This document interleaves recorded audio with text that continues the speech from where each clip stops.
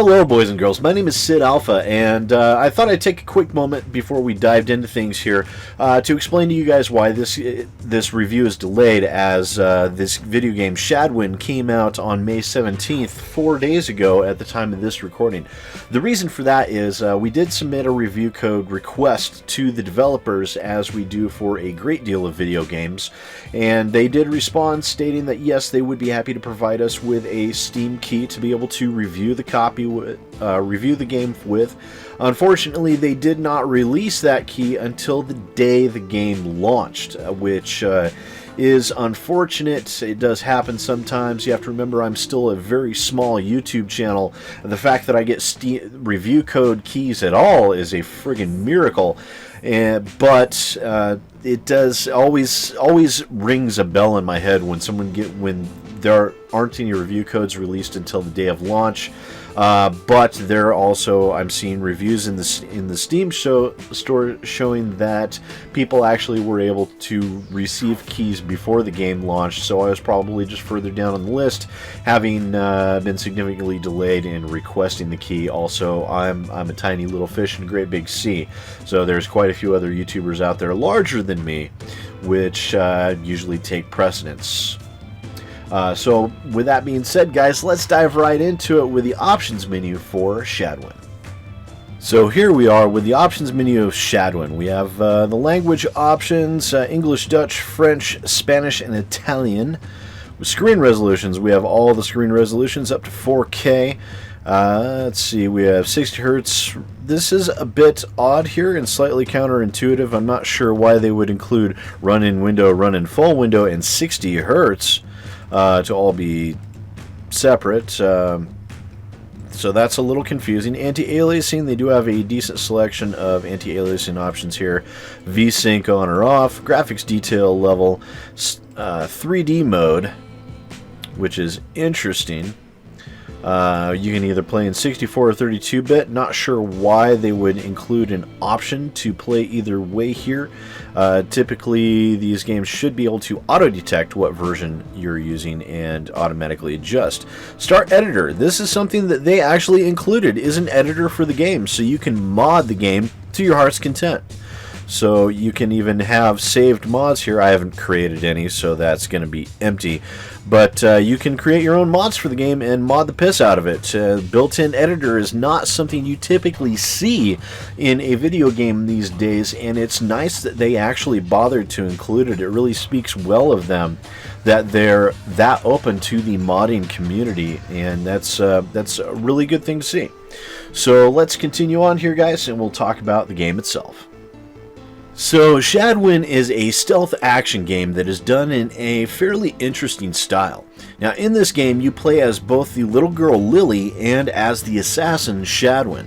Shadwen is forced to kill a guard in front of Lily's eyes as she is on her way to assassinate the king for reasons. Now through the course of the game you do have options in how you go about achieving your objectives. You can either choose to kill the guards as you go through, or, out of respect for Lily, choose to simply stealth around them, leaving them alive. Now these two choices do affect the narrative and how Lily perceives your character Shadwen. Do you care if she thinks you're a monster? Do you choose the purpose-driven route to where you only kill your objective? Or are you the stone-cold killer that has no problem leaving a sea of corpses behind you? It's your choice, and you will experience a different narrative for these choices. So Shadwen seems to be a cross between Superhot's time freeze mechanic coupled with the old Tenchu Stealth Assassin game series.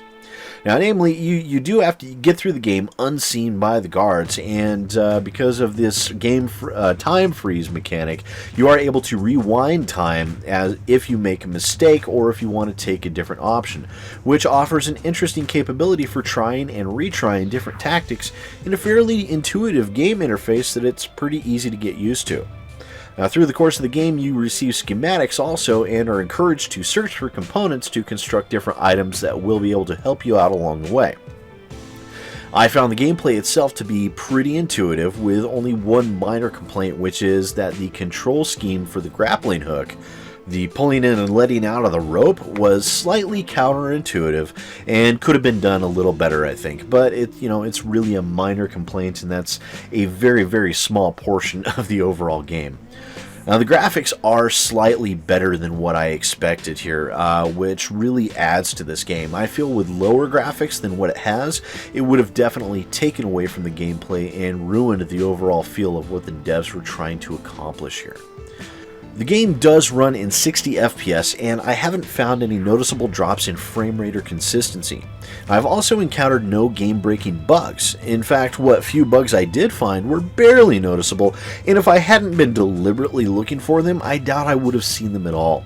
So overall, the game is very stable and it plays extremely well. The story itself is decent, if a bit predictable, but still much better than I was expecting going into the game to start with. The voice acting in the game is very well done here and really served to help flesh out the characters and make them come more alive, and was a very welcome addition to the game. The young girl's voice acting especially was very well done, and she is to be commended for her effort. So the replayability, guys, with that, being this game does have the time rewind mechanic, it kind of actually, oddly enough, slightly decreases the overall replayability of the game, as you're able to instantly go back and try something different if you choose. However, taking different paths, one being the bloody route where you just, cut a path through the poor soldiers, is very different than one you would if you try to stealth through and remain completely and utterly undetected with 0 kills. Very different gameplay styles, and one is definitely a lot more challenging than the other, and so that does offer some replayability there, which will help lengthen the overall time it takes for those of you that are completionists. So, to take away, guys, the game is very well done at what it sets out to do. A lot of people will give it crap for stealing the time freeze mechanic from Super Hot or whatever, but they do what they do here with that time freeze and rewind, and they make it their own, and they make it work with the game, and they make it work very well with the game. So I have no qualms with it. It's a welcome addition than having to backtrack 10 or 15 minutes to a save point if I happen to screw up. No, I can just rewind a few seconds and try something different, which is a great game feature and a welcome addition. Plus, the multiple storyline branches, because of how you go about playing the game, is very, very well done, and something that the devs should be commended for, as it shows that they actually put some genuine thought and effort into the game, and it showed a lot about their personality and what they were trying to put forth here. And overall it's exceptionally well done. Standard retail price for this game is $17.99, or $16.99, or your regional equivalent. It is on sale 15% off right now for $14.50 basically. And if you are a fan of a stealth action adventure, this game will be right up your alley. I enjoyed the hell out of it, even on the basic difficulty levels, and I look forward to cranking up the difficulty and see how frustrating things can get. So I'm going to get back to killing me some guards because I took the bloody path. Once again, guys, thanks for watching. Don't forget to click the like, subscribe, share buttons, do all the things. I am very active on Twitter if you guys want to go follow me on there. Also, I have a Patreon if you feel like throwing some money my way to help supporting the channel. It's never ever going to be a requirement, and you'll never lessen any content or anything like that, whether you do or don't.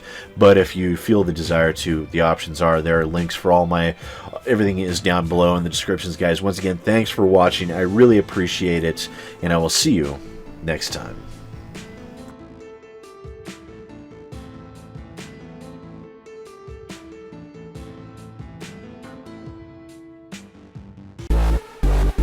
Hi there, boys and girls. Thanks for checking my video out. If you liked what you saw, don't forget to hit that like button and maybe even that subscribe button. Trust me, it works really good.